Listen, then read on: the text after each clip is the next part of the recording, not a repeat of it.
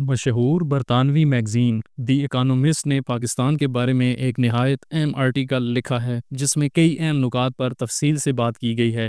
اس article میں D G I S P R کا موقف بھی شامل کیا گیا ہے۔ ان میں سب سے اہم سوال وہ ہے جو دی اکانومسٹ نے D G I S P R سے کیا کہ بھارت نے کہا ہے کہ اگر وہاں پر دوبارہ کوئی ٹیررسٹ اٹیک ہوا تو بھارت دوبارہ پاکستان پر حملہ کرے گا۔ تو اگر ایسا ہوا تو اس کے جواب میں پاکستان کا کیا رد عمل ہوگا؟ اس پر D G I S P R نے واضح اور سخت الفاظ میں جواب دیا: "It would begin by striking deeper within India. We will start from the east. They also need to understand that they can be hit everywhere."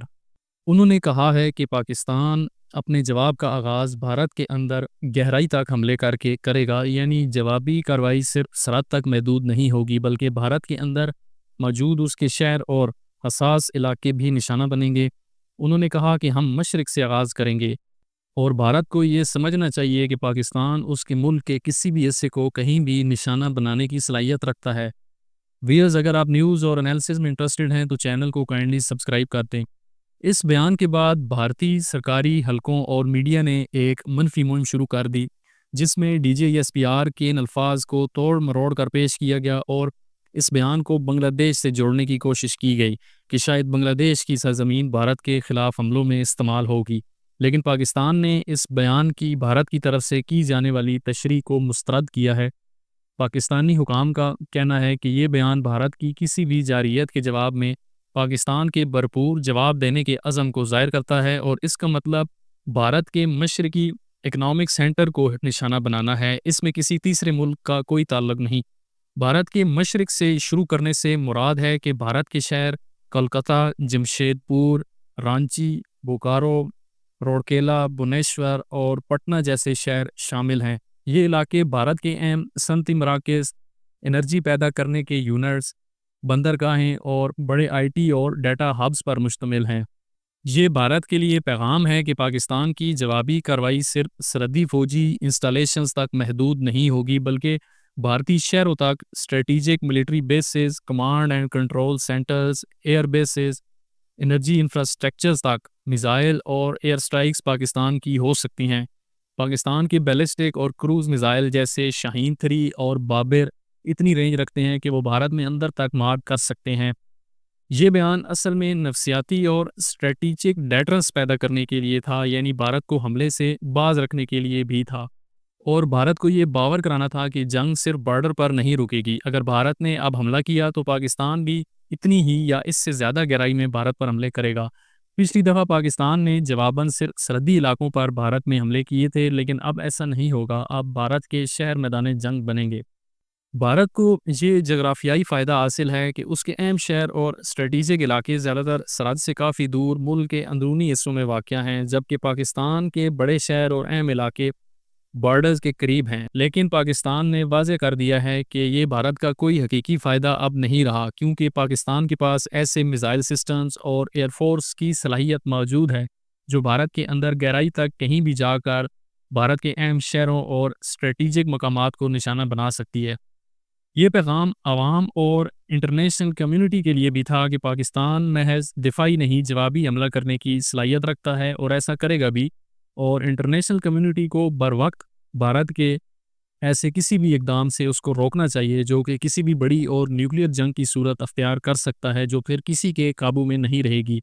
اس سے پہلے جو 7 مئی کی رات کو بھارت اور پاکستان کی ایئر فورسز کی لڑائی ہوئی تھی، اس میں بھی 110 سے 125 کے قریب لڑاکا طیاروں نے حصہ لیا تھا اور یہ دہائیوں میں ہونے والی ایئر فورس کی سب سے بڑی لڑائی تھی جو کہ لڑی گئی، اور ماڈرن وار میں یہ اتنے بڑے لیول کی پہلی لڑائی تھی جو کہ دنیا نے دیکھی۔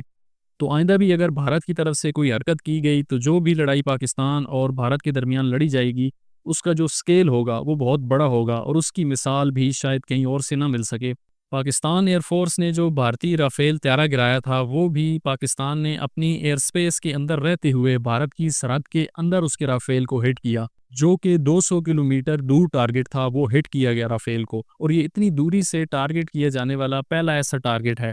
یعنی دوری کے لحاظ سے پاکستان ایئر فورس نے یہ سب سے دوری سے مار کرنے کا عالمی ریکارڈ بھی اپنے نام اسرات کیا۔ इस रात हकीकत में हुआ क्या था, इस पर एक वीडियो मैंने पिछले दिनों बनाई है, उसका लिंक डिस्क्रिप्शन में डाल दिया है और थंबनेल आपकी स्क्रीन पर आ रहा है। ये ज़रूर देखिएगा अगर आप व्यूअर्स इंटरेस्टेड हैं कि उस रात पाकिस्तान ने किस तरह भारत को शिकस्त दी।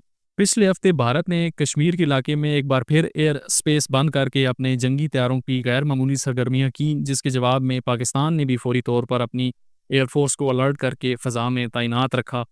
लिहाजा भारत की तरफ से आने वाले वक्त में पहले से ज़्यादा सख्त हमले की तवक्को की जा रही है और जिस नाकामी और शर्मिंदगी का उनको सामना करना पड़ा उसको धोने के लिए वो जल्द ही एक और बड़ी इस तरह की कार्रवाई या कोशिश ज़रूर करेंगे ताकि अपनी नाकामी और अजीमत को वो दूर कर सकें। अपनी एयरफोर्स की नाकामी के बाद इस दफ़ा भारत शायद नई हिकमत अमली अपनाए और ज़मीनी फ़ौज को कश्मीर या लाहौर में दाखिल करने की कोशिश करे। बहरहाल जो भी हो, पाकिस्तान को जवाब देने के लिए भारत हर वक्त तैयार पाएगा। इस आर्टिकल में मज़ीद बताया गया है कि एबटाबाद ऑपरेशन में उसामा बिन लादेन के ख़िलाफ़ जो अमेरिका ने किया था, उस ऑपरेशन के बाद पाकिस्तान और अमेरिका के ताल्लुकात में जो बदएतमादी और कशीदगी पैदा हुई थी वो अब बतदरीज कम हो रही है और ताल्लुकात में बेहतरी आ रही है। जो फ़ौजी साजो-सामान की फ़राहमी मुअत्तल हो गई थी पाकिस्तान को अमेरिका की तरफ से, वो अब दोबारा बहाल होने लगी है। इसमें पाकिस्तान को बख्तरबंद गाड़ियाँ, नाइट विजन गॉगल्स और दीगर आलात मिलने की तवक्को है, जो दहशतगर्दी के ख़िलाफ़ जंग में पाकिस्तान की कार्रवाइयों में उसके लिए मददगार साबित होगी। इसके अलावा सदर जो बाइडन के दौर में पाकिस्तान के बैलिस्टिक मिसाइल प्रोग्राम की बढ़ती हुई रेंज पर एतराज़ात किए गए थे और पाबंदियाँ भी लगाई गई थीं। लेकिन सदर डोनाल्ड ट्रंप ने अब इस मामले पर नरम मौक़िफ़ इख्तियार किया है और इसे ज़्यादा मौज़ूई बहस नहीं बनाया। आर्टिकल के मुताबिक सबसे अहम पेशरफ्त ये है कि पाकिस्तान तवील अरसे से आलमी फोरम्स पर यह मौक़िफ़ पेश करता रहा है कि भारत बलूचिस्तान और कबायली इलाकों में तखरीबी कार्रवाइयों, दहशतगर्दी की कार्रवाइयों में मुलव्वस है और दहशतगर्दों को मदद और वसाइल फराहम करता है। माजी में आलमी मीडिया और दीगर ममालिक ने इस पर कोई ख़ास तवज्जो नहीं दी, लेकिन अब पहली मरतबा अमेरिका ने यकीन दहानी कराई है कि पाकिस्तान की तरफ से जो इस भारतीय इन्वॉल्वमेंट के सबूत अमेरिका को फराहम किए गए हैं, अमेरिका उन सबूतों का तफसीली जायज़ा लेगा। ये पाकिस्तान और अमेरिका के ताल्लुकात में एक अहम और नई पेशरफ्त समझी जा रही है। इससे भारत पर दबाव पड़ेगा और वो खुलेआम जो तखरीबकारों की मदद बलूचिस्तान और कबायली इलाकों में करता रहता है, उस पर एक रोक लगाने में मदद मिलेगी। व्यूअर्स, उम्मीद है ये वीडियो आपके लिए इन्फॉर्मेटिव रही होगी। काइंडली चैनल को सब्सक्राइब कर दें। वीडियो देखने का शुक्रिया।